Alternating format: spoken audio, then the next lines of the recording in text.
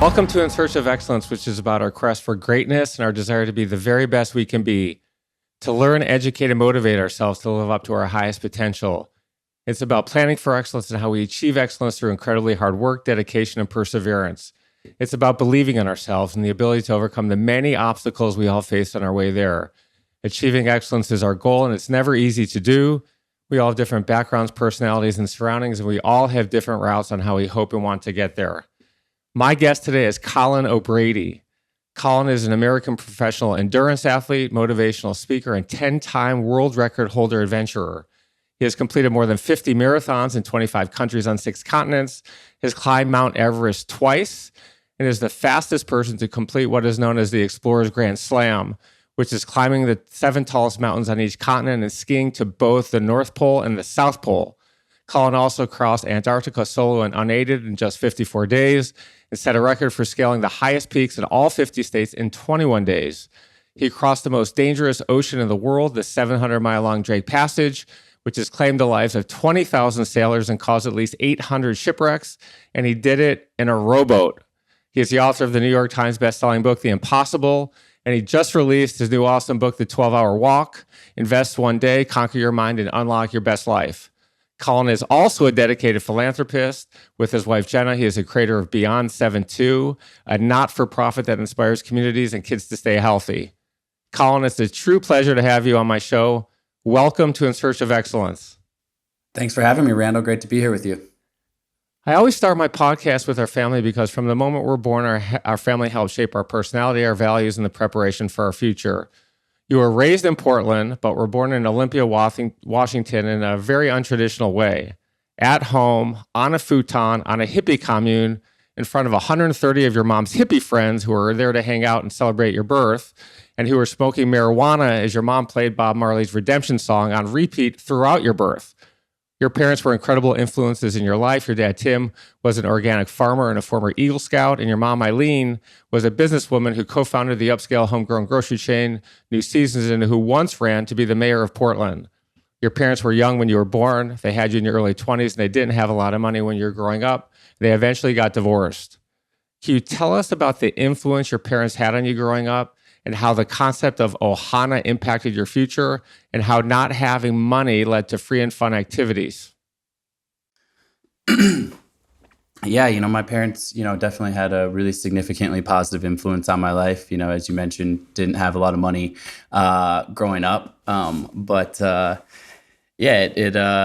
They always kind of surrounded me with love and positivity and generosity. And I think that definitely went a long way into being able to achieve some of the things that I've achieved in my life. Certainly a family of big dreamers. I think most importantly, really, really surrounded by love. You mentioned the word ohana. My parents did divorce when I was 9 or 10 years old, and both got pretty quickly remarried. But it was in a most sort of amicable blended family circumstance that I can sort of imagine. We were raised 8 blocks away from each other in terms of my mother and father's houses. And my parents maintained a really positive relationship, as well as sort of my step siblings from each one of those marriages were in and out of each other's houses. And so like my stepsisters from my dad's marriage are very close with my mother and vice versa. And so the Hawaiian word, 2 of my stepsisters were born in Hawaii. So we have some Hawaiian influence in our family and spent a lot of time there. My dad now lives on the North Shore of Kauai for the last 25 years. And that Hawaiian word, ohana, is really powerful and potent for us because it's sort of family, not in the just blood context, but family in the sense of, who we choose to call our family. And so we really pride ourselves on just having a big, amicable blended family. Of course, just like any family, we have our differences from time to time. But overall, it's been really, really positive and certainly has laid the foundation for my life for sure. When you were a kid around 13 years old, you were exposed to the life of an entrepreneur. Your parents were involved in the health food, natural foods movement. This was in the late 80s and early 90s before words like sustainable and organic were commonplace. They worked at grocery stores starting as store clerks. And when you were a young teenager, they decided to open their own store, which ultimately turned into a very successful chain of natural foods grocery stores. They didn't have any of that success when you were a kid, but what you did have as a young teenager was a front row seat to Entrepreneurship 101 about how to bootstrap a small business, which took place at your dinner table, where they would talk about things like current and future sales and marketing plans. I'm an entrepreneur. I have 3 kids in college. I could tell you that when they were 13, they didn't have any interest in my businesses or what I was doing on the work front, which changed a little bit when my son started a very cool hat company called Shred On when he was 13 and learned about things like cost of goods sold and gross margins. What impact did your dinner table conversations about entrepreneurship have on your future? And in Search of Excellence, is it valuable and motivating for kids to have their parents explain what they do for a living at a young age, regardless of their profession? Yeah, I mean, both questions are. One, I think it had a huge impact on my life. My family really talked about their hopes and dreams very openly. And just like any entrepreneurial venture, I guess some are more risky than others. But in this case, my parents really put together all the money they had, which was not a lot, to, go all in on this dream. And so, they weren't necessarily, certainly we felt some of the stress, but that wasn't the point. More importantly, there's like, hey, we have this dream, we have this vision, and we want to kind of help. We want you to be a part of us, bringing that to life. Obviously not in any sort of tangible way. It's not like some 13-year-old kid is going to provide any like great insights, but more so saying like, hey, here's the process of setting and achieving a big goal, right? Like our goal is to create this chain of natural foods grocery stores that have significant impact in the Pacific Northwest. But we got to start with one small footprint store. What are the cost of goods? How do you, bring in the sort of inventory that you need for that? How do you build culture within that business, et cetera? And having those conversations. I mean, some, of course, I was more paying attention to it. I'm sure at times there was plenty of times I was tuning it out, but it was, it was around me. We were aware of that. Now, I think that definitely has let a huge impact into who I am at this point in my life, not only through, my athletic pursuits, as you mentioned, but I've been quite successful as an entrepreneur. I've founded and exited companies with great success, and done other things, using my name, image, and likeness in a lot of other sort of business avenues and venues. And I wouldn't have had a blueprint for doing that had I not been sort of there with my parents as they were building New Seasons Market. And additionally, your second question, just about, parents in general, I certainly think it is valuable. I certainly think about this as I start to think about having a family, that it's important to have your kids be aware of what you're doing. I think too often, people are like, I'm going to work, right? And people spend generally a lot of their waking hours doing this thing called work.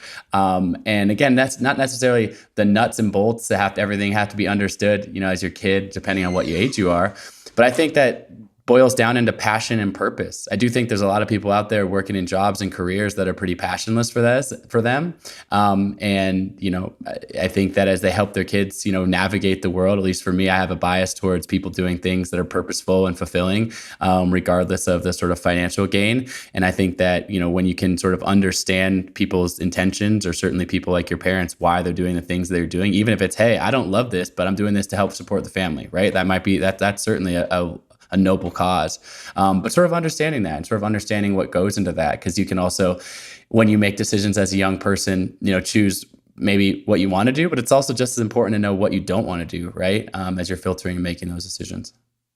I hope you're enjoying this video so far, but before we jump back in, I want to know if you've ever thought about what you need to do to reach the next level of success in your life. Over the last 25 years, I've been an advisor to more than 50 companies. I've invested nearly 100, including Google, Lyft, and Seagate. And I also co-founded a company that today is worth more than $15 billion. I've been incredibly blessed in my journey, and at this stage in my life, I want to give back. I want to share the lessons I've learned so you can reach incredible success way faster than I did. In my own journey, I've learned that having the right mentor is a massive advantage to achieving our goals. I'm hugely passionate about mentoring others, and I'm looking for a few hungry entrepreneurs who are excited to take action on their journey to incredible future success. So if that's you, I've got an opportunity. In the description of this video, there's a link where you can apply to work with me. All you need to do is answer a few simple questions, and if you're a good fit, my team will reach out so we can build a game plan together. All right, now let's get back to the video. Let's talk about education, which I think is one of the most important ingredients to our future success. You were an excellent athlete growing up. In high school as a swimmer, you won multiple state championships and regional titles in the breaststroke. And as a soccer player, you were on a winning state championship team and finished the season ranked 9th in the country.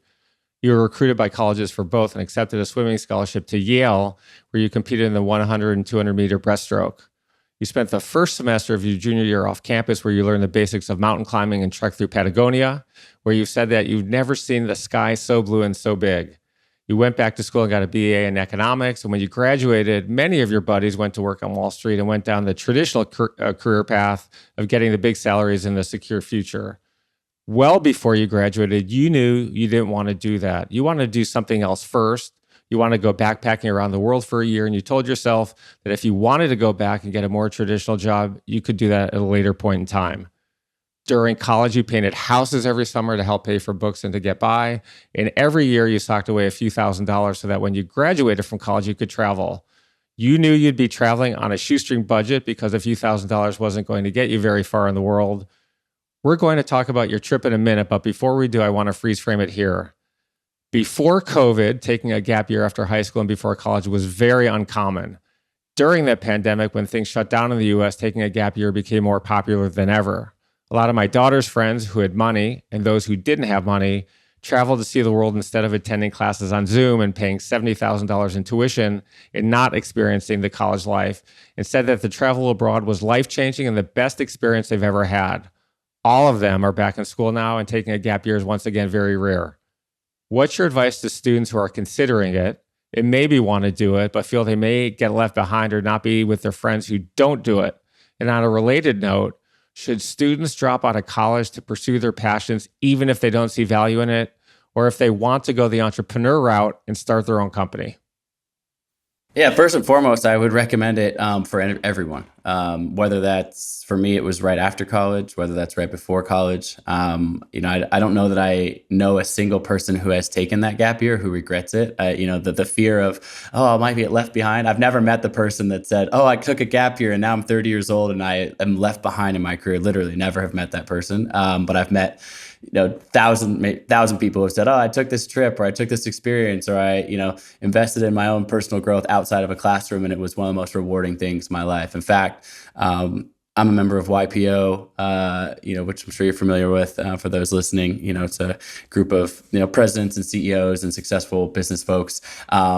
A professional organization. And I was at an event yesterday with my YPO chapter, and actually a question came up, which was, what advice would you give to your younger self? What advice would you give to your kind of 20-year-old self? And this is a room full of, extremely successful people that are running companies, people that have made millions of dollars, people that are, doing big, important things in the world. And in a room full of maybe 50 people, 20 of them, or at least half of them said, I would tell myself after college to not get the job right away, to take a gap year, to take some time, et cetera. And so take it from, if you want to take it from me, take it from a room full of extremely successful people who are also saying the same thing, which is that growth is valuable. And I think that there is this prevailing belief that, in your early 20s, you're going to miss your opportunity, you're going to miss your on-ramp, et cetera. And I don't think that's true at all. I think when you're in that time of your life, you have a lot more time than you think to develop and grow. And to be honest, I think having some perspective on the rest of the world, to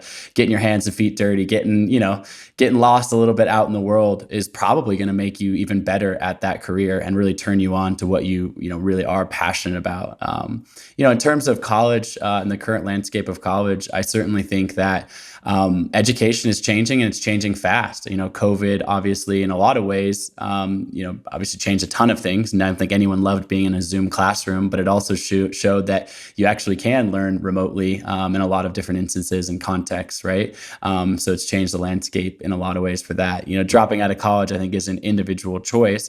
I do think that there is certainly some advantages to it. I also think there's some disadvantages, particularly the cost of college and the crippling debt that some people are graduating college with. I'm not sure that the cost benefit analysis weighs out. One thing that I certainly did gain a lot from college, outside of just the nuts and bolts of what I learned in the classroom, was socialization. I was always a very social person, so it's not like I, wasn't social. But to be out as a young person, kind of spreading your wings, meeting people, interacting, rubbing up against different ideas, different cultures, different perspective, et cetera, was certainly, when I look back on my college years, in a lot of ways, I look back at that as perhaps being the most valuable element of that education, rather than, some equation I learned in, calculus 105 or whatever. So, yeah. Have you ever in your lifetime ever met someone who uses calculus in their daily activity or ever after they graduated college?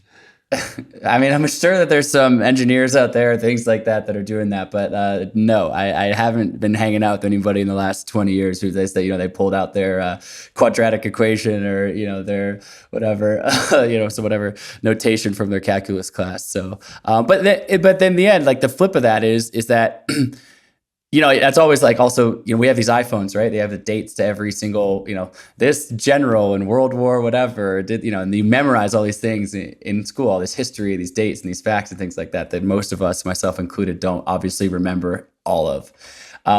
But I do think it teaches you a framework for thinking. And I remember when I graduated from college, I thought, do I know more facts now? And I said, I guess I probably know some more facts now, but I actually felt like I learned how to learn, or I learned how to think more critically on things. And then you can apply that to others. So I don't know. I think education is shifting, and I think, it's going to continue to shift at a very, very rapid rate. I'm not sure exactly where higher education will be. It's certainly going to be important, but I think it'll just might look a lot different in the years to come. It's interesting because I went to law school after I went to college. I went to the greatest school on earth, University of Michigan, go Blue.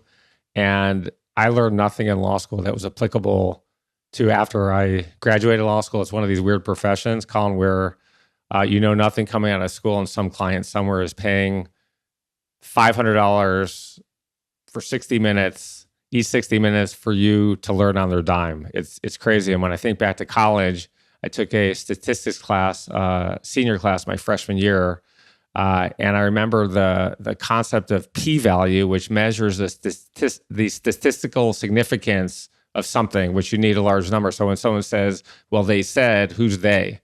If the pool is not, if the pool is 5, no one cares. But if the pool is 1,000 and there's a poll and it says "they say," then the p-value helps determine its relevance. So kind of a weird, nerdy thing, but if I look back in college, that p-value thing comes up once or twice a week.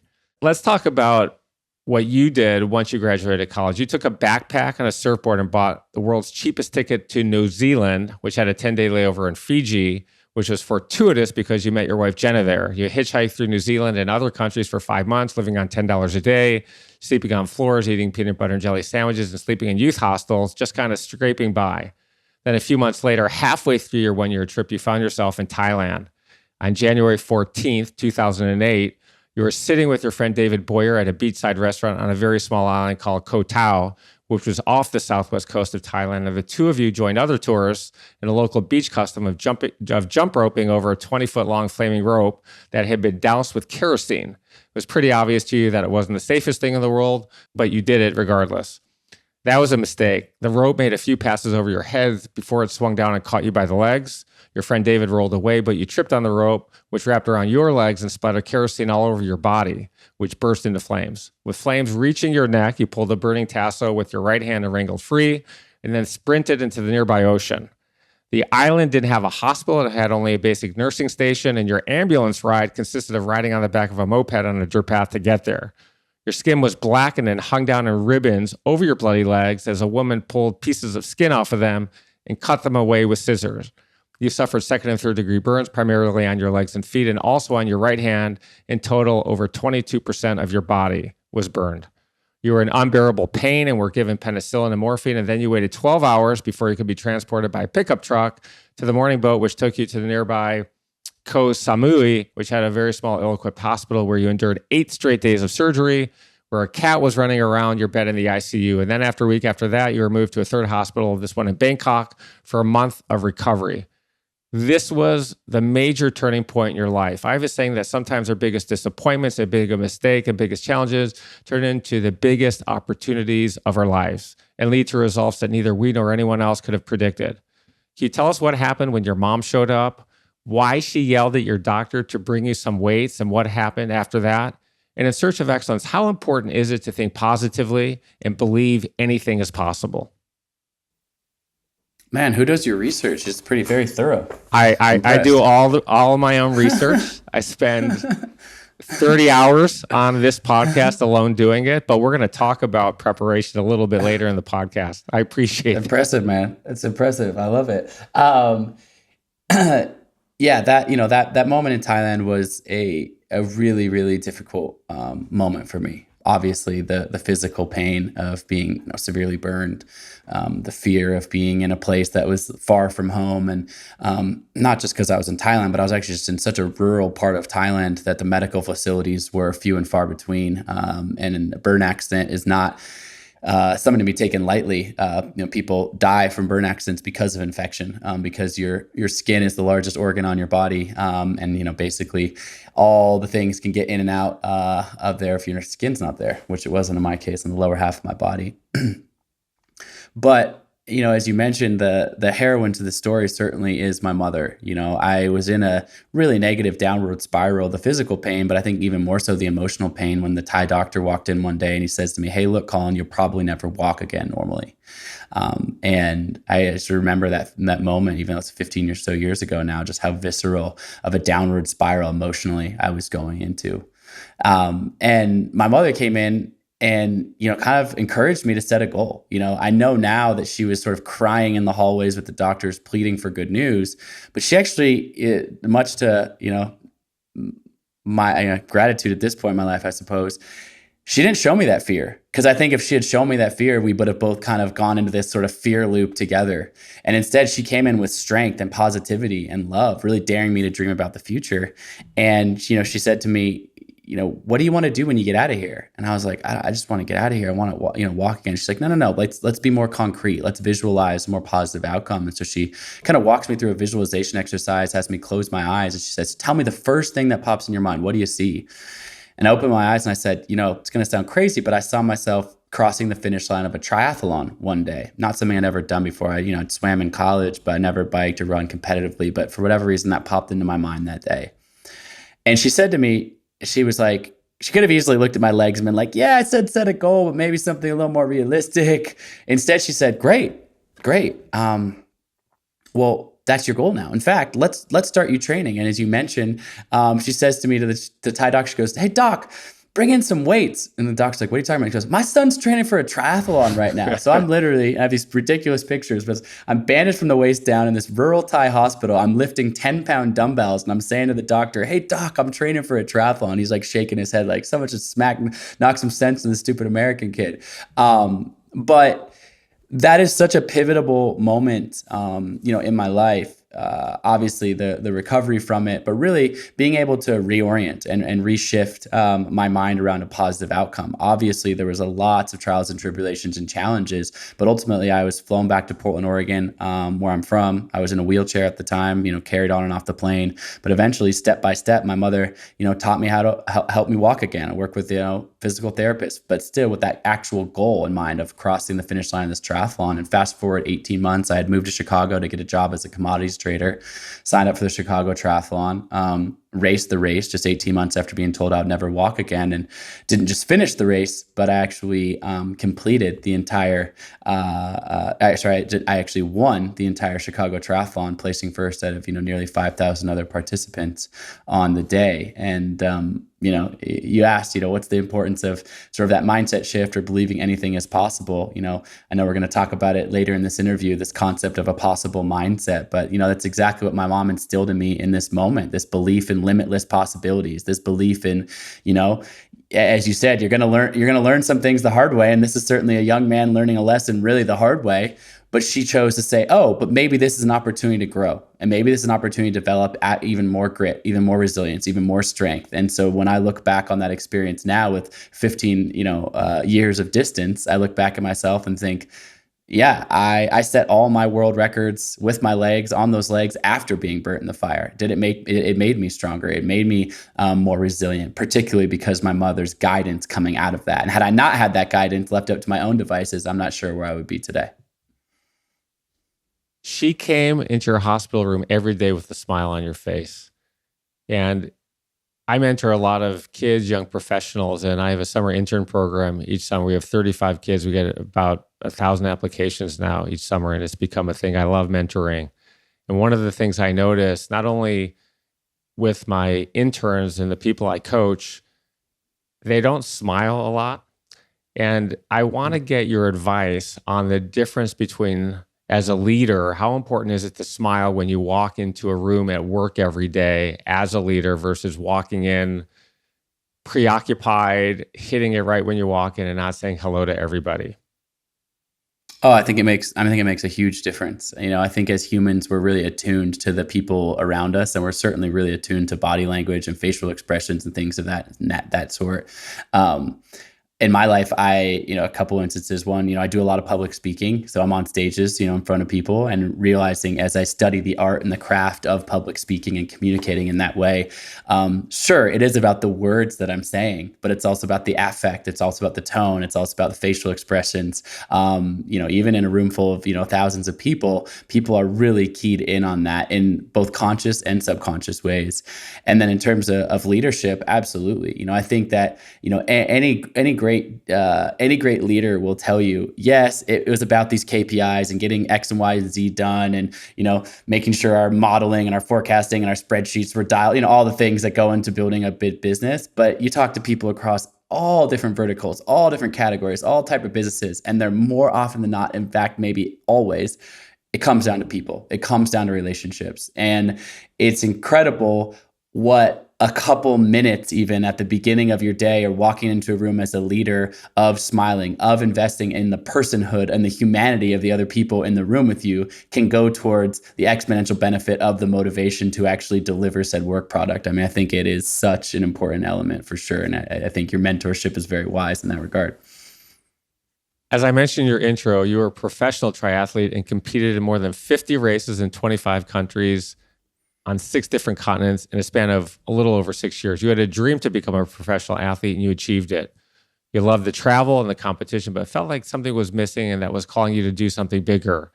As you struggled with the decision to continue as a triathlete, you reflected on a birthday present you had given to Jenna, a book called Climbing the 7 Summits, that talked about something called the Explorer's Grand Slam, as we talked about climbing the 7 tallest mountains on each continent, and then skiing to the North Pole and the South Pole. At the time, only around 30 people had ever done it, and only 2 out of the 30 did it in under a year. You called it your Olympics, which was one of your dreams as a kid. And not only did you want to be among a small handful to have finished it, you want to be the fastest and wanted to complete it in 6 months. The time to beat was 6 months, 11 days, 7 hours, and 53 minutes, 192 days, which was set by a British extreme endurance athlete named Richard Parkes, who had set this benchmark in 2001. You beat the record, not by a little, by a lot. You finished in 132 days in less than 5 months, setting a new world record. Incredible. We're going to talk about the Beyond 7-2 Foundation as your motivation for doing the slam in a few minutes. But before we do, in search of excellence, how important is it not to rest on our laurels when we achieve some level of success or incredible success? Should we stay motivated and continue striving for more? And what should we use to draw inspiration to keep going and striving for more when we lose part or all of our motivation after achieving success? And is there ever a time when we should say to ourselves, I'm good with what I have, I don't need any more? And if so, when is that moment? That's a great question. First and foremost, I think, it is important to continue to strive, but not maybe in the way that you mean. I think that there's certainly a time and a place if, whatever, you set yourself a big goal and you sell your company for $100 million or something like that. We've all seen the entrepreneurial trap of 2 weeks later, someone's sitting in their house, their bank account's full, they worked, so much, sacrificed so much to get there. And then before they're like, oh, I'm starting the next company. I'm a big believer in inflection points, for sure. And what I mean by that is I do think that sort of, at least for me, I have gained a lot by having really specific goals, pushing really, really hard. I'll use my expeditions as an example. When I'm focused on an expedition, whether that's, my solo crossing of Antarctica or the Explorers Grand Slam, like you mentioned, or any of my other big projects, I'm focused on that project, right? I'm not saying, first I'm going to do the Explorers Grand Slam, but here's my 7-year roadmap for the 7 other expeditions that I'm going to do whatever, because I'm all in on this goal. And I think that allows me to focus and be very diligent and really, emotionally invested in that. Because I'm not hedging. I'm not saying, if this doesn't work out, I've got these 10 other things, because I think that sort of dilutes your energy in some regard. That said, I also think that I believe that all experiences, whether you take that in a business context, starting a business, whether it's successful, whether it fails, whether it's somewhere in the middle, whatever the beginning, middle, and end of that journey is, that journey is going to change you, right? You're a different person, 5 years on from starting a business than when you were the day you started it, because you've learned something, you've grown, your personal life has evolved, you've changed, you've shifted. And so your question about should you keep striving? Sure, you should keep striving for a purposeful and fulfilled life, but maybe it's not in the same way that your 5 years younger self thought it would go. So I always kind of leave myself this sort of open this opportunity to pivot, to shift, or more just like subtly evolve. And I think that, I spent 20 years of my life, really wanting to be an Olympian. I tried super hard as a swimmer, tried again as a professional triathlete. And in both sports, definitely achieved a very high level of excellence, but also didn't quite achieve, the top level of making it to the Olympics. But the thing is that those experiences are not, you could easily say, in a binary sense, Colin, did you fail to make the Olympics? And the answer is yes. I mean, it's just a very clear answer. I did not make the Olympics, period. I'm not an Olympian. I did not make the Olympics. So in that sense, I failed. But then you say, Colin, you now have 10 world records, or just take the one I set right after that, as you mentioned, the Explorers Grand Slam and the 7 Summits, world records. Could I have done that had I not strived to be an Olympian for the 20 years previous to that? And the answer to that's also no, right? Which meaning you're stacking these experiences. You're actually going, because I was a swimmer and I worked on my mindset, and because I pushed my body as a professional triathlete, and because my professional triathlon career took me to 6 continents, I could visualize the process of what it meant to climb the tallest mountain on each of the 7 continents. I knew a thing or two about sponsorship and how to raise money for a project, narrative storytelling, marketing, brand partnerships, etc. All ingredients that were important in me to have that success. And so it's one of those things where I love the Steve Jobs quote, which is you can't connect the dots going forwards, but it's really easy to connect them going backwards. I'm a big believer in that. You can jump from lily pad to lily pad, not knowing where you're going to end up necessarily, not being rigid about that, and being able to be fluid in that, I think, is important. I had the CEO of ESPN on my podcast last week, and he said he also competed in baseball in college. He went to Cornell. And at some point, he realized he wasn't good enough to continue, even though he was a star when he was younger. And he said to me, through the power of spores, when you're winning or losing, he views it as winning or learning. And it sounds like that was a big part of what you just said.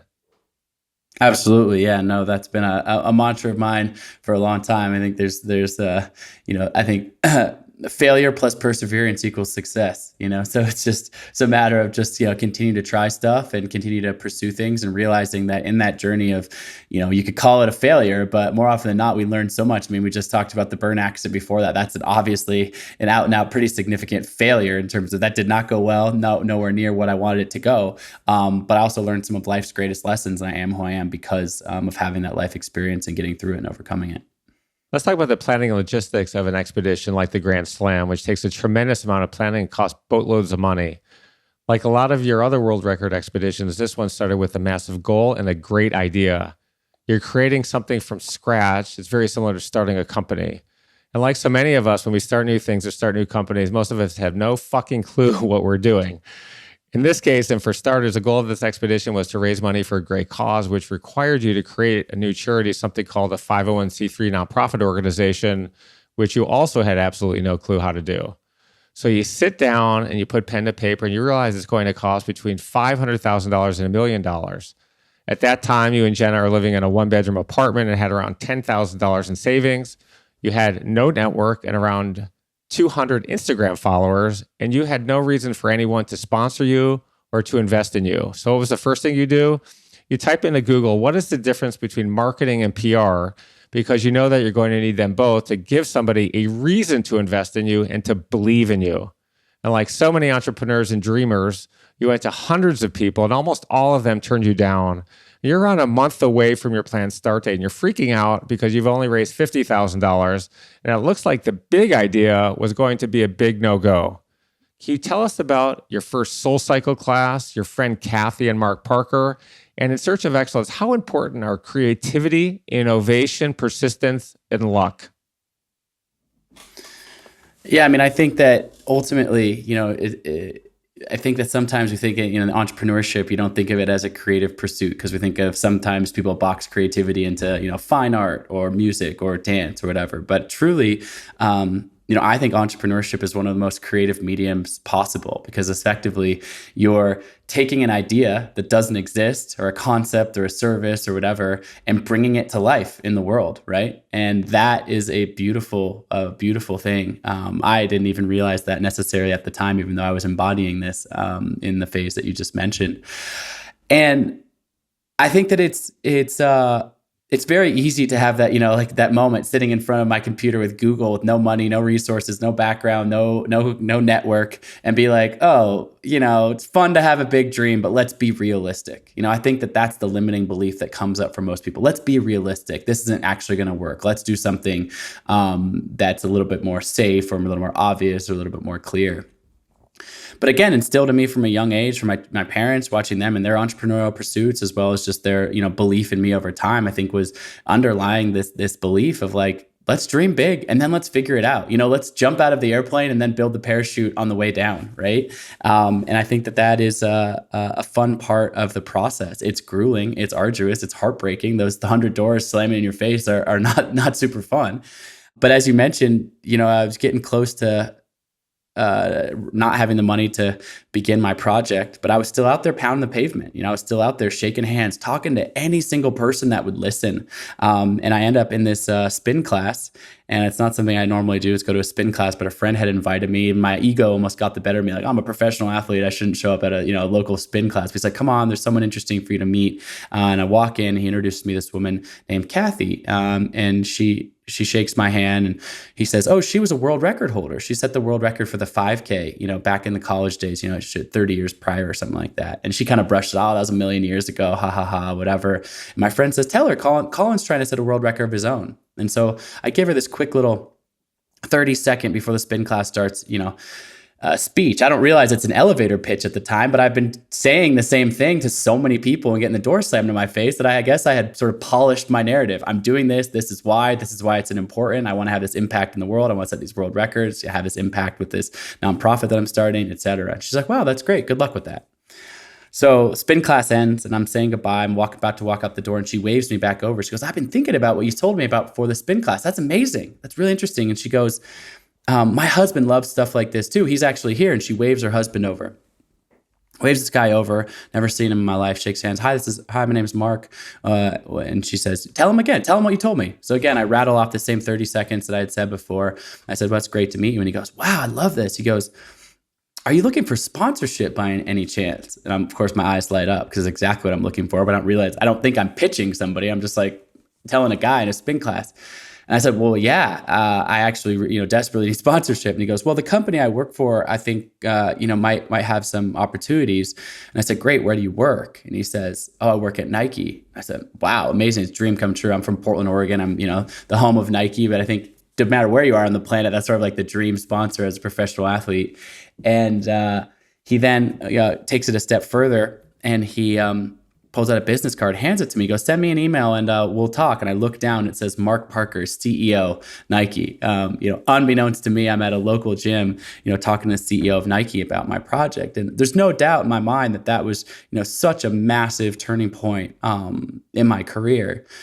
But the lesson in it, you mentioned luck. One of my mom's favorite phrases is that I love is luck comes to those who are prepared, which is to say, was it lucky? Was it fortunate to cross paths with Mark Parker in this moment? Absolutely. Did it change my life and the trajectory of my career? Absolutely. And deep gratitude for that.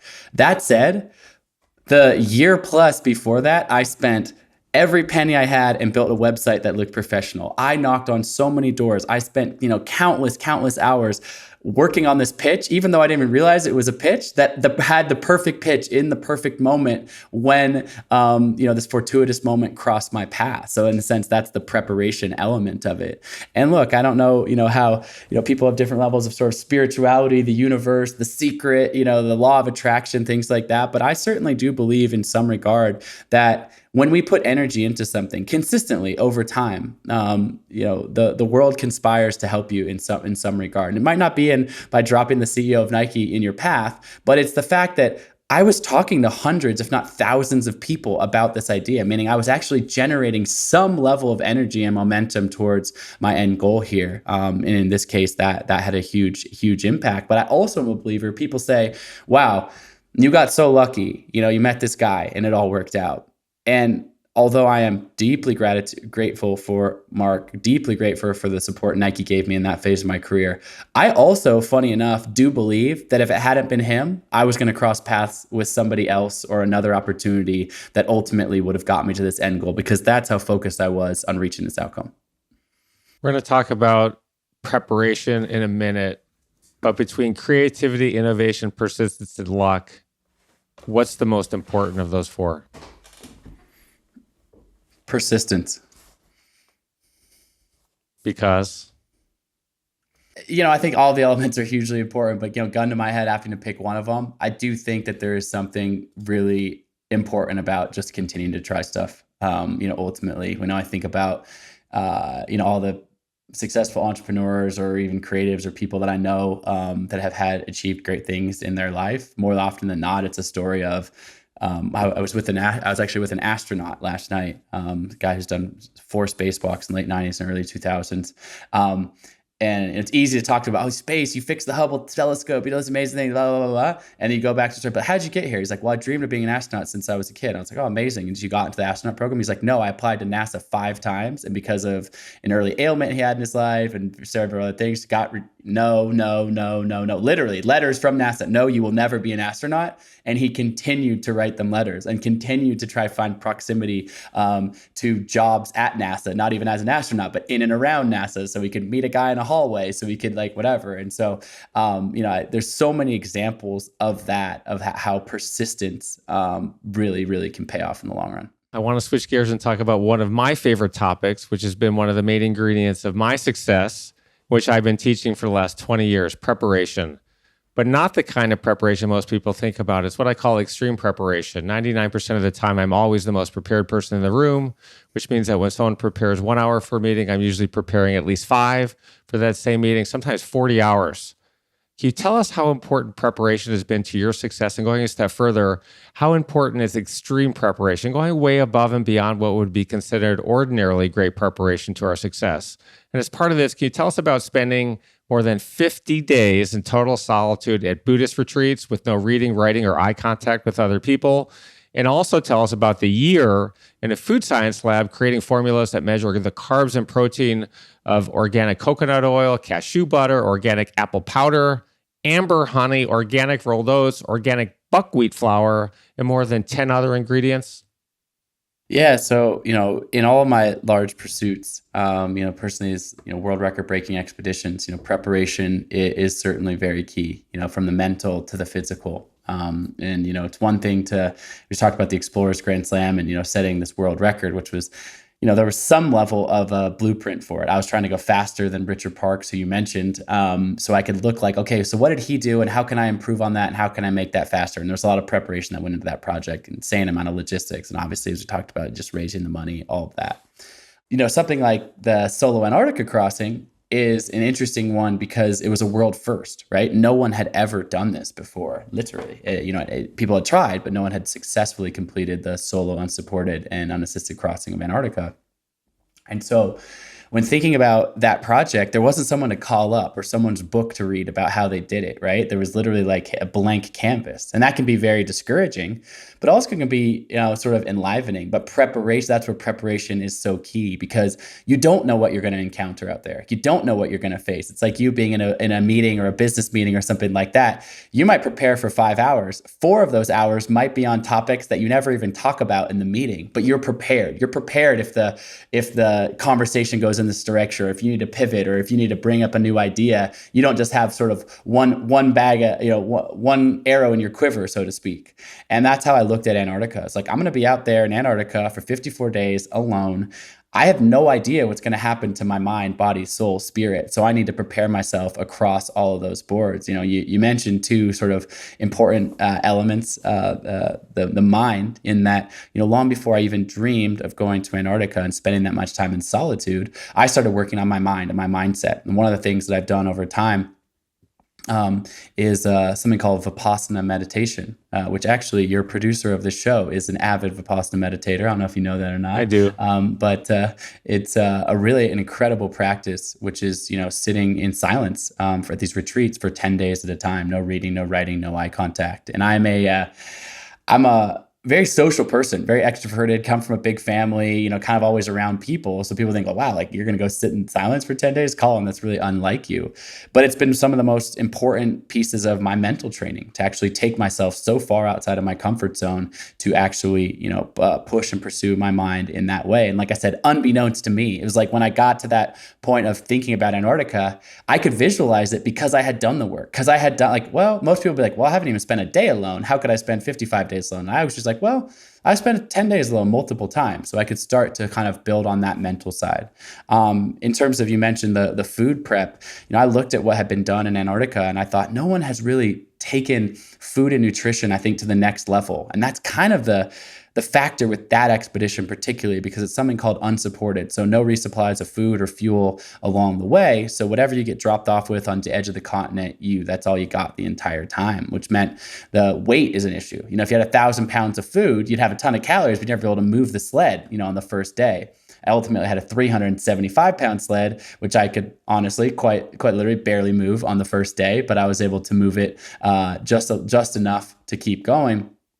And in that sled, I filled every single ounce, with calories, essentially. Of course, I had to have a little bit of gear, a tent, sleeping bags, and things like that. But I took as little bit of that as possible and as much food as I possibly could, which was still not nearly enough to give me enough calories every single day. I lost a ton of weight. I was burning 10,000 calories and only eating 7,000.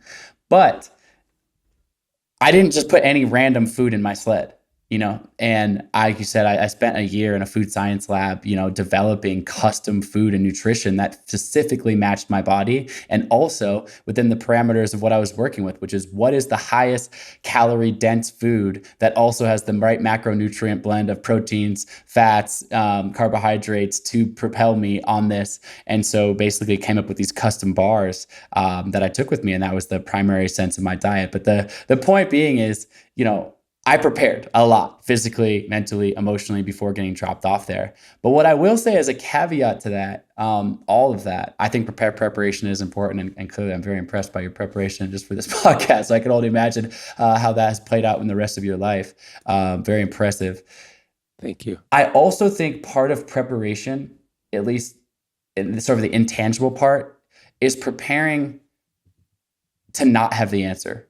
What I mean by that is also saying, hey, I prepped as much as I possibly could for this. And then also acknowledging, but when the whistle blows or the game starts or you're dropped off on the edge of Antarctica or the business meeting begins, this also could go in a way that you didn't exactly prepare for. And I think that's the one fallacy in preparation, is when people get, go like, oh, I prepared for these 97 questions, but I didn't prepare for the 98th, and now I don't know how to answer it. You still need to be able to think on your feet. And that's kind of what I said back to even when we were talking about education, where I said, yeah, I came out with a bunch of facts in my brain, but mostly I came away with a framework of how to think about things. One of my key factors of preparation is preparing for the unpreparable, for lack of a made up non-word word, right? The preparing, actually acknowledging things are going to happen out here that I would never have expected to happen. So be prepared to deal with that when it comes.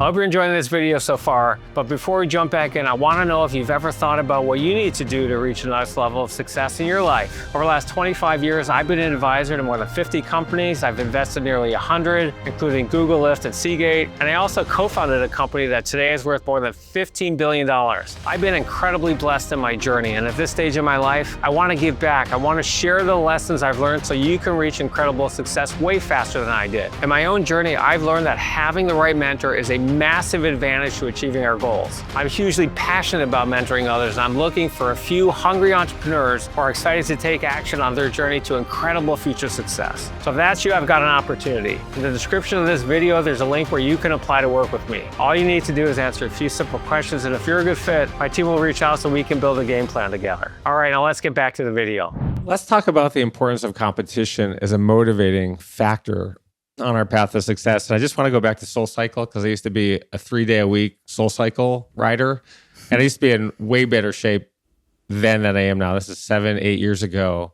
And David Beckham would ride next to me every day. And they put the best riders in the front row. So I'd be on the left, he'd be on my right. And the first time I'm sitting there looking at David, holy shit. I mean, this guy is a professional athlete, one of the best soccer players in the world ever. And I got to ride next to him. And it was very motivating to me to be a better rider. And eventually I earned his respect because we'd come in each day, we'd get a fist bump, and he knew what was going to happen. And it was awesome for me to do that. It helped me become a better rider, and it helped me to get into much better shape at the time.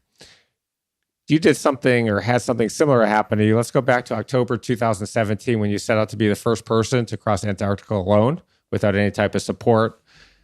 There isn't a Delta flight that can take you to the edge of Antarctica where you need to leave from. There's only one plane. It's a cargo plane that flies there only one time a year. And on the ride over, you find a big surprise. You're shoulder to shoulder with a badass ex-British Special Forces guy named Lou Rudd, who's a very prolific and accomplished polar explorer and is going to be trying to accomplish the exact same thing, crossing at the exact same time. Now you're not just racing history, you're racing Lou. You did a bunch of interviews before you left, so now the pressure's really on. At first, you were intimidated by Lou, and rightfully so, because he started off kicking your ass. You couldn't keep up with his pace. But on the 6th day, you caught up to him. When that happened, he started talking to you, which you didn't like because you're so focused and don't want distractions. And then when he sort of starts trash talking, you really didn't like that either. You not only beat him, you made the journey in an incredible 54 days. In search of excellence, how important is competition as a motivating factor to our success? And is it necessary to bring out the best of us? Yeah, I mean, that was an unexpected twist and turn. And talk about preparation. You know, I prepared to be out there racing history. How many calories do I have in my sled, et cetera, et cetera.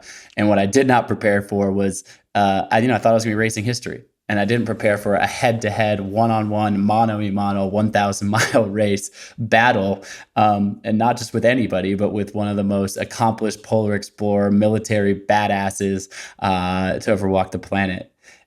Intimidating, to say the least. So, of course, I had to readjust my mind. As you mentioned, he certainly did kick my butt in that first week. After the first day, I thought maybe I'd never see this guy again because he's just that much stronger than me. He was more experienced, stronger in the first week or so than I was, and unfortunately, I did catch up to him. And I stayed in front of him after day 6.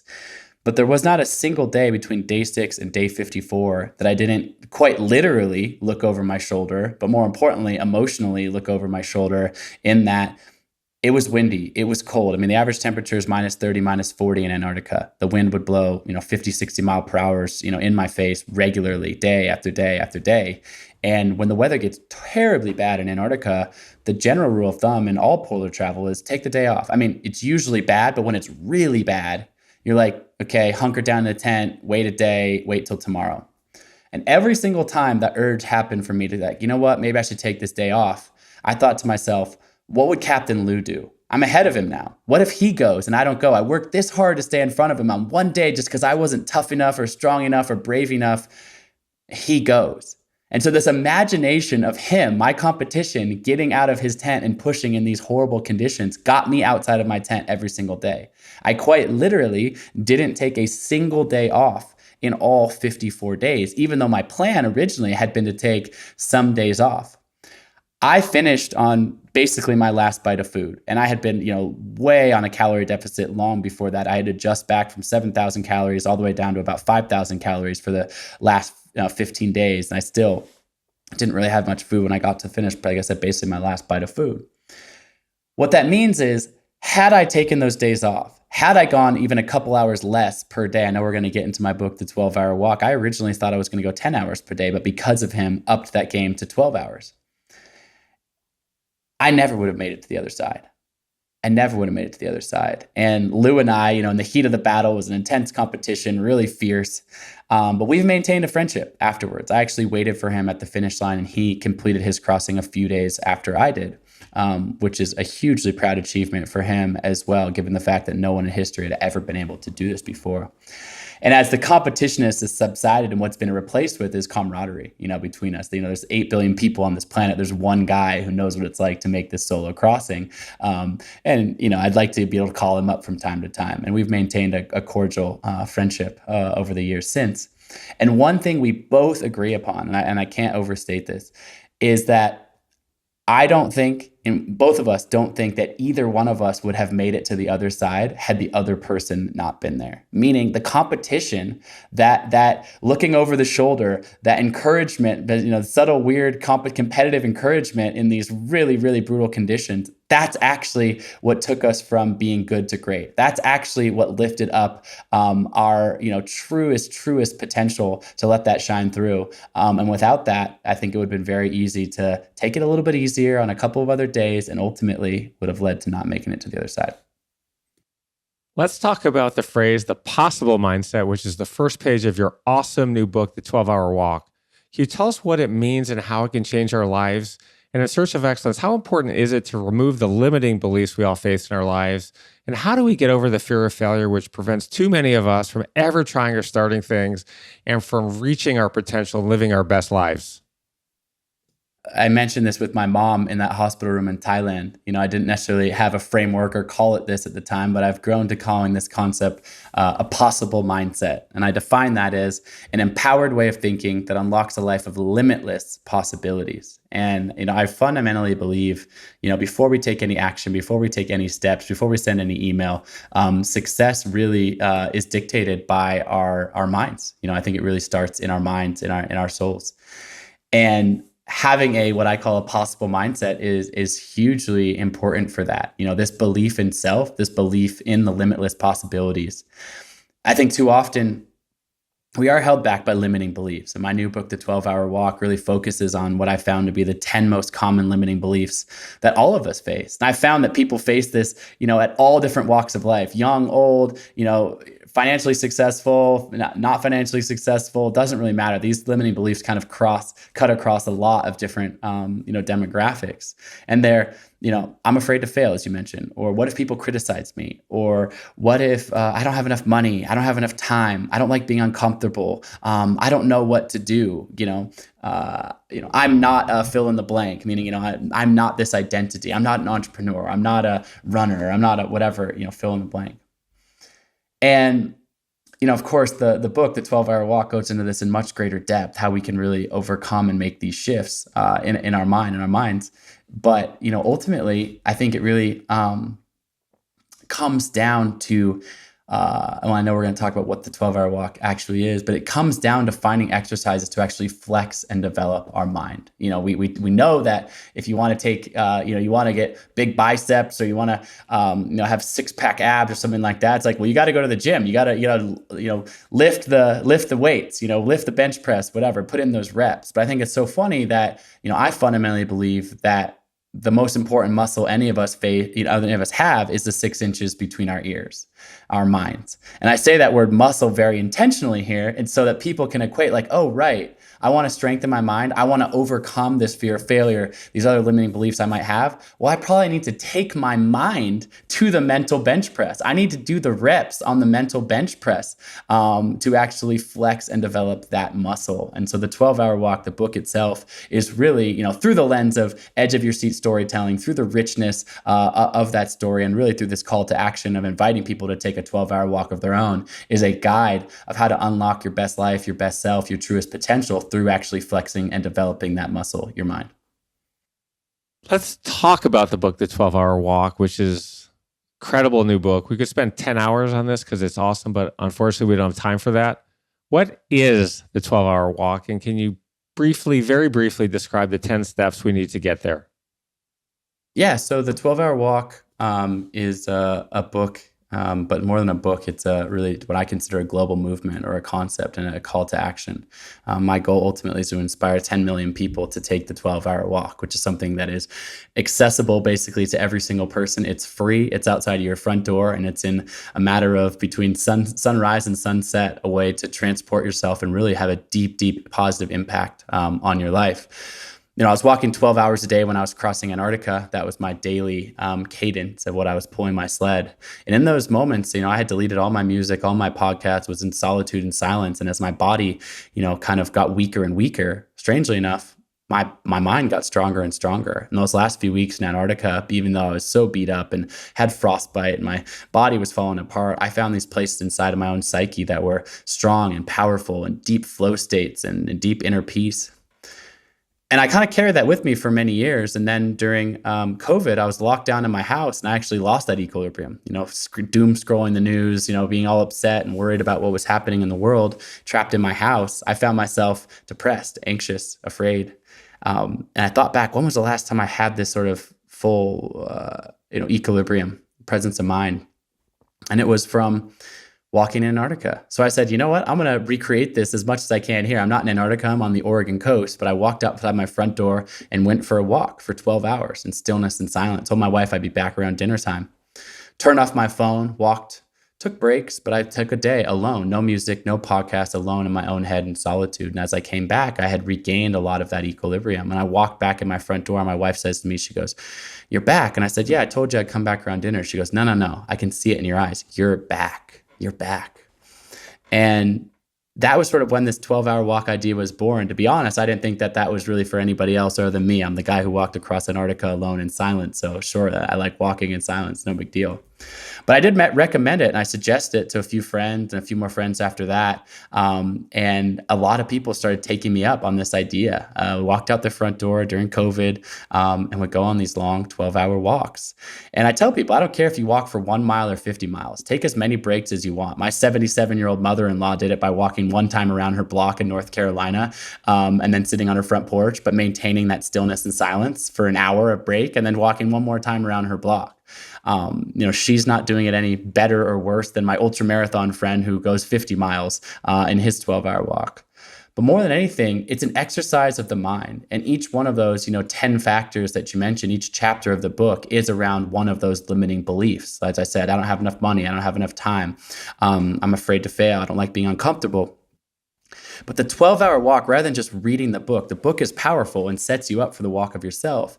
But I find that lessons imprint the deepest when you have a somatic or a lived experience yourself. And so the 12-hour walk, doing the walk and completing it yourself is actually a way to imprint these lessons. And the book, again, we're speaking briefly here, but the book, again, gives guidance how the walk itself actually lends you to overcome those limiting beliefs. And I've seen it, I've had thousands and thousands of people complete the walk at this point all over the world. I think 30 or 40 different countries, people have done the walk at this point and growing every single day. You can do this any single day out your front door. I've got a website, 12hourwalk.com. You sign up. It's completely free. You can download my app that helps track your walk and tell you how far you've gone, et cetera. But more than anything, people come back. And again, all different cultures, all different parts of the world, all different places, they come back changed. Wow, I've never done something like that. Wow, it was the first time I was able to dive into my psyche in a way without the distraction of phone buzzing or people talking to me. It's a walking meditation of sorts, but it is a very simple but very powerful medium. And I'm really proud and excited to continue to share and proliferate this idea. We'll talk about a couple of these now. I do a lot of mentoring and coaching. It's a passion of mine. And one of the most common reasons that people come to me is to ask me for advice because they don't know what they want to do, what they should do after they get out of school or for the next job, if they're ready, or if they're already in the workforce, or for a new career if they don't like their current one, or in their personal relationships with a significant other. But you think this is sort of a waste of time. You said that everyone really knows what they want to do. Can you explain that? Obviously there's a time and a place to make a pros and cons list, a do's and don'ts, what you like, what you don't. But I do find that we all actually do have a pretty strong inner knowing, that we do all have a strong intuition. And so I found, and I recommend this to the 12-hour walk, and I won't share the story here, but a story of where my intuition saved my life in a really significant climbing disaster in Pakistan. I say to people, like, here's an example. You've been in a relationship for a few years, and you're thinking, oh, is this the person I should marry? You're lying in bed at night thinking, this person lying next to me, the person that I should marry. And you have the answer, and you go, oh, well, he or she's from a good family. And then you start playing all the pros and cons, this and this, their job, and this, their likes and dislikes and whatever. And all that's just like data, and that's sounding like noise. And I say, like, look, deep down, the answer to that question. So the 12-hour walk is an invitation to say, like, go for a 12-hour walk in stillness and silence of your own brain. You are going to come back more connected to your intuition and your inner knowing. And so, again, I can apply that across all sorts of big decisions and decisions people make. But I fundamentally do believe, particularly in the big questions, the kind of heart-filling, fulfillment level, purpose-driven types of questions, that we do have the answer. We do have the answer inside of us, and only we know that. But I think in a busy, noisy world, sometimes it's easy to be distracted from your deeper truths. And so tuning into that stillness and silence can be a really powerful way to unlock that. Another limiting belief we have is I don't have the time. And on the flip side, by the way, when someone says I'm busy and I can't do it and I don't have the time, I think it's one of the greatest insults in life. I think it's disrespectful. It means you're not important. And everyone has time for things that they believe in and that they want to do. We all have the same 168 hours in a week. What's your brief advice on this for people who think they don't have the time to go out and do things? Take a walk. I struggle with this all the time. I work 70 hours a week, typically minimum, 7 days a week, including 4 hours or 5 hours on Saturday and Sunday both. And it's one of the things I need to work on. Of course, I have the time to work on. I have time to hit my Peloton. What's your advice to people who, like me, say, I don't have the time to do certain things? Yeah, I mean, I think, it's certainly one of the most common pushbacks I hear from people when it relates to the 12-hour walk. I think that it's kind of funny. I agree with you when someone says, oh, I'm too busy for that. It really just means I'm not prioritizing that. And if they're talking about something like, oh, sorry, I'm too busy to meet you for dinner anytime in the next month. It's just the fact of the matter is, take it for what it is. It's like, oh, you're not a priority to have dinner with this month. Like that's just what it is, because we do make the times for the things that are at the top of our priority list. And then honestly, it's important to filter that. It's actually important to know what to say no to. Also, that's really, really, really fundamental to this. So you shouldn't just have, whatever, silly example, but dinner with every random person that invites you to dinner, because maybe you actually have other priorities, right? Other things that are more important than, catching up with whomever that month. But we do all have the same 168 hours. And one of the things that I go through for people in the book, I'm like, okay, so you don't have enough time. But I ask people, like, have you ever seen Game of Thrones? And most people in, American culture are like, oh yeah, I love that show. I'm like, cool. So there's 72 hours of Game of Thrones. Somehow you figured out how to get in there, watch all of those episodes, even though you don't have enough time. Okay. Or social media. We all know this. I use social media. I'm guilty of this myself, but like the metrics on the amount of time people spend on social media or scrolling random stuff on their phone is astronomical. I mean, if you took back 30 minutes of that every single day, you would have so much more time. And so it really comes down to filtering and prioritizing that. But as it relates to the 12-hour walk specifically, it feels like 12 hours. Wow, that's so long. Or that's so long to be alone. Or that's a whole day. But here's the thing. How many days in the last 365, if you listen to this podcast, do you even remember? What'd you do last Tuesday? What'd you do a month ago? What'd you do 6 months ago? Most of us, myself included, couldn't just answer for you all of these things that you've done, just like, lay that out. The 12-hour walk is a gift to yourself. It's an investment in yourself. The subtitle of it is an invest one day, conquer your mind and unlock your best life. And I say to people, this 12 hours, although in the very short run mean like you might have to sacrifice something, or for you, not work 4 or 5 hours on a Saturday, or find childcare for your kids, or whatever your hangups are around the time, that 12 hours has such an exponential benefit to the rest of your life that it is worth it. It is worth it. And when people have these limiting beliefs, whether it's any of the ones we're talking about, I don't have enough money, I don't have enough time, I don't know what to do, etc. When they apply that to the 12-hour walk, what I love is when people hear about the 12-hour walk for the first time right now, whatever limiting belief pops up in your head, let's say it's I don't have enough time, be aware of that, because I say the 12-hour walk exercise happens not when you step out and walk out your front door to actually do it. The process begins when you hear about it for the first time, because your mind can't help but have some reaction to it. And the reaction might be like, that's the stupidest, dumbest waste of an idea I've ever heard. I'm going to delete this the guy. I'm going to block Colin O'Brady on Instagram because he's just a charlatan. You know, maybe that's your reaction, but you had a reaction, right? More often than not, people say, oh, that sounds kind of interesting, but then fill in the blank limiting belief. And here's the thing. I'm holding up, just by inviting you to the 12-hour walk, whether you do it or not, I am holding up a mirror to you of your own limiting belief, your own limiting beliefs. And what I found more often than not is if I don't have enough time, or I'm afraid to fail, or I don't like being uncomfortable, is what popped into your mind first. It's likely that that's the same limiting belief that is looping on your brain in all sorts of other things, all sorts of ideas, all sorts of opportunities that are coming into your life. But if that first thing that comes into your mind is, I don't have enough time, but then you go, wait, I want to find time for this, and you prioritize it. Then you take the 12-hour walk. On the other side of the 12-hour walk, some other opportunity comes up for you, and your mind does the same thing. It goes, I don't have enough time. And then you go, wait a second. I remember the last time I thought I didn't have enough time, but I still found the time. Oh, right. I don't have to listen to this. So it's not necessarily that you'll never have the thought of those limiting beliefs again, at least in a knee-jerk reaction, but you realize that you have the agency and control to actually make those shifts. When I'm without my phone for an hour or two, it happens sometimes when you buy a new phone, take it into the Apple Store, you have to download all the data. I feel naked without my phone. I feel scared without my phone. When something happens, it's a security blanket. And for so many of my friends, they feel the exact same way. I mean, it's to the point where we put it on the dinner table when we're out at a restaurant.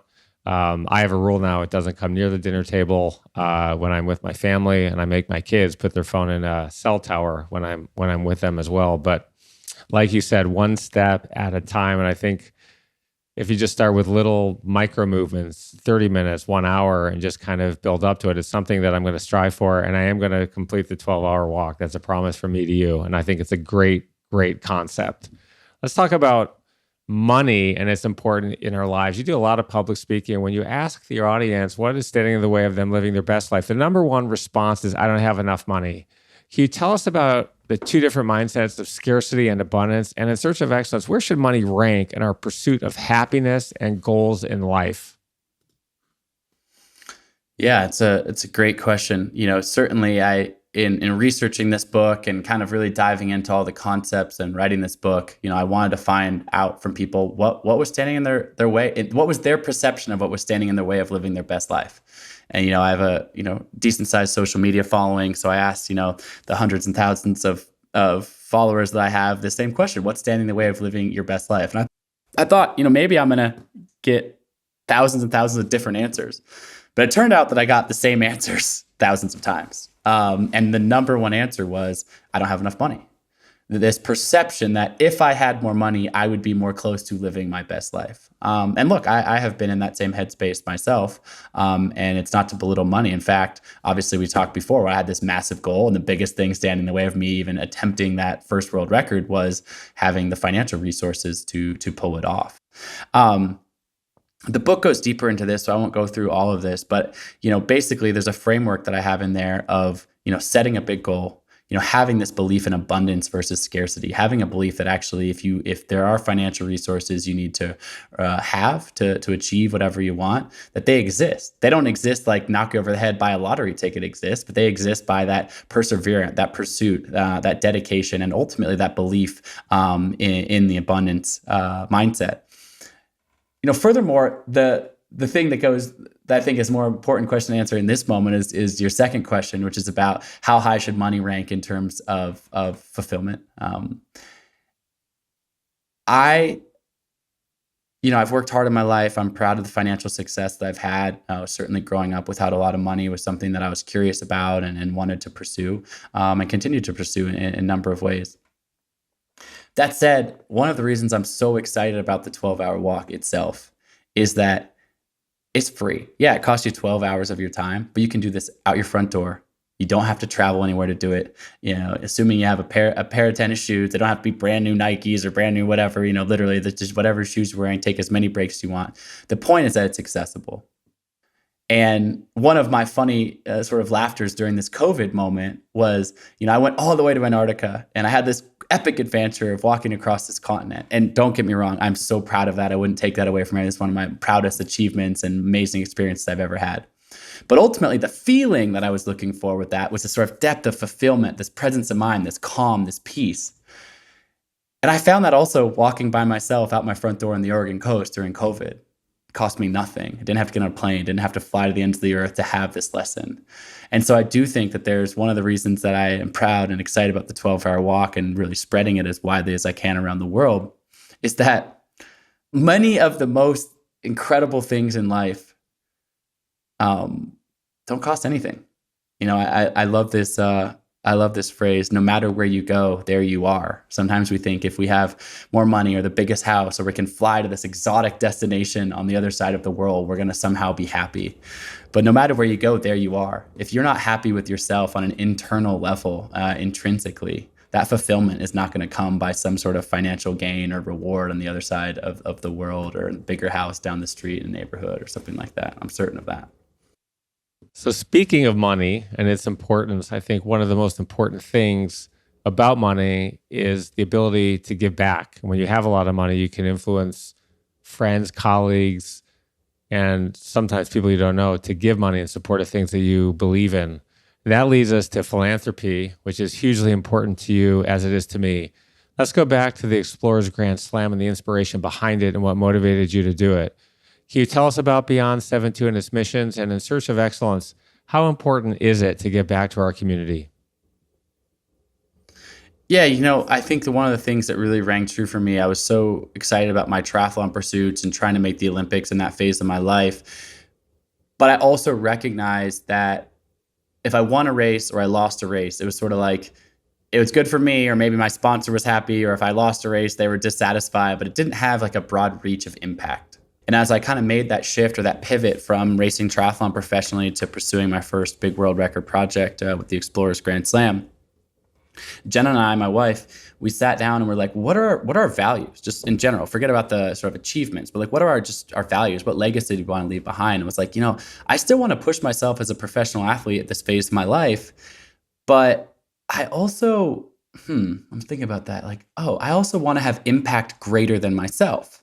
I want my actions and my energy to have a multiplying effect and an exponential effect on others. And both Jen and I have been really passionate about kids and kids' health specifically, as probably everyone's well aware, the childhood obesity epidemic, the unhealthiness, kids sitting behind screens, not moving their bodies, is really detrimental to health and mental health. And so we said, let's make sure whatever we do next, it has a tie-in to that. And so really, one of our largest goals, and when we started that Explorers Grand Slam World Project, we founded a nonprofit, which we still have today, called Beyond 72. The 7 and the 2 stand for, at the time, it was the 7 summits and the 2 poles, but wanted to have impact beyond that. And the goal, and it continues to be the goal, is to really inspire young people to get outside, move their bodies, live active and healthy lives.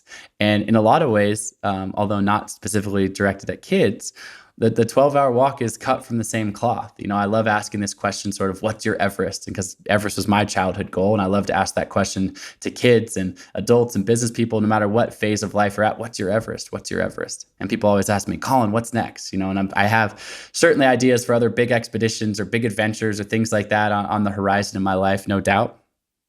But right now, my passion, and it's a derivative of my, philanthropic work with Beyond 72, is to inspire people all over the world to take this 12-hour walk, to get outside their bodies, get outside their house, move outside their comfort zone, take this risk and really tap into the power that we have within us. And so that is really interwoven between my nonprofit work, my work with kids in schools, the 12-hour walk, et cetera, which is to have impact that is just greater than my own sort of personal success or failure. I'll conclude that thought by saying, in the opening part of the 12-hour walk, I share stories from my life. I have some pretty exciting, fun, edge of your seat, stories to share with the world. But I very explicitly say, I just make no mistake, I'm not the hero of this story. You, the reader, or if people listen to audiobook, you, the audiobook listener, are the hero of this story. I'm just sharing from you a few experiences from my life where I've learned a thing or two about stuff, about mindset, etc.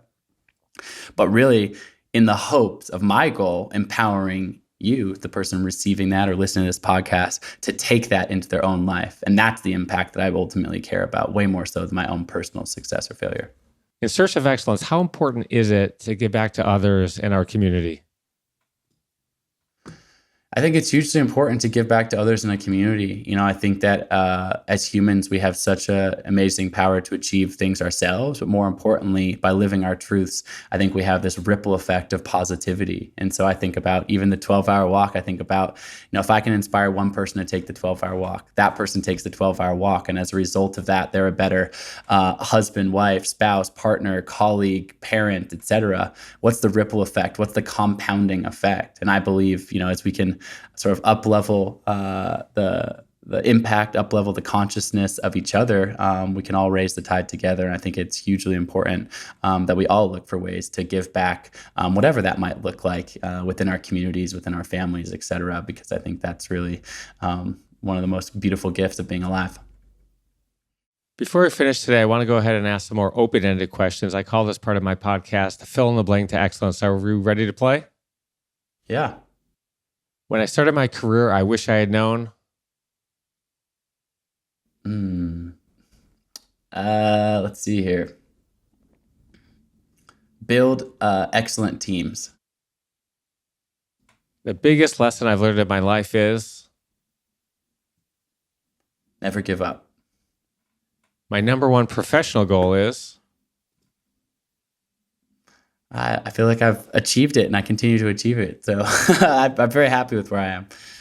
What's your next expedition? Have not announced anything publicly yet. The one thing I've dreamt of doing for a long time but haven't done is? Well, hopefully be starting a family here very soon. So that'll be a big one. If you could fix one thing in the world, what would it be? If I had a magic button, I might turn the internet off. Just saying. I think we were better off before the internet. If you could meet one person in the world, who would it be? That's a good question. I'd be excited to sit down with Barack Obama. The one question you wish I had asked you would be? Your questions were extraordinarily thorough, perhaps the most thorough and prepped questions I've ever had. So, kudos to you. You asked them all. Thank you. You said that if you have one wish in the world, there would be no social media or internet. Why? It's a funny thing. I love hypotheticals, and I say to people oftentimes, people are like, "Oh, my phone is it's detriment to me or whatever." And I say to people, great. So imagine I hand you this button. It's a red button. And you can push it right now. And if you push the button, the entire internet is shut off. And I was like, but, obviously like medical records aren't like immediately destroyed. The power plants don't go offline. There's not like a huge like infrastructure crisis because of course so many things that we have going in this world are now run off the internet.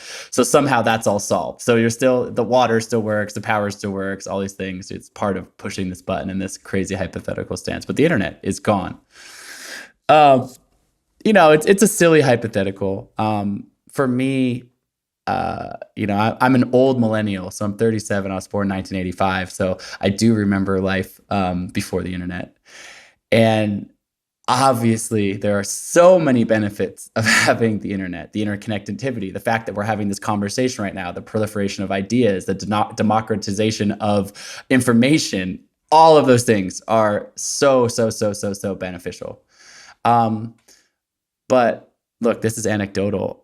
I feel like people are more anxious. I feel like people are more afraid. I think people are more polarized. I think although we feel like we're connected to so many people because we are at our fingertips in a way, I think people have forgotten how to connect, look each other in the eyes, ask a neighbor for help, things like that. And I do think that kind of coded in our tribal DNA, going back in the thousands of years, there is something about that deep interpersonal human to human connection that seems to be more and more and more lost over time as the internet scales. And so again, I can see the pros and cons to both, but if you handed me that red button, I think I'd hit it and take my chances with the no internet world.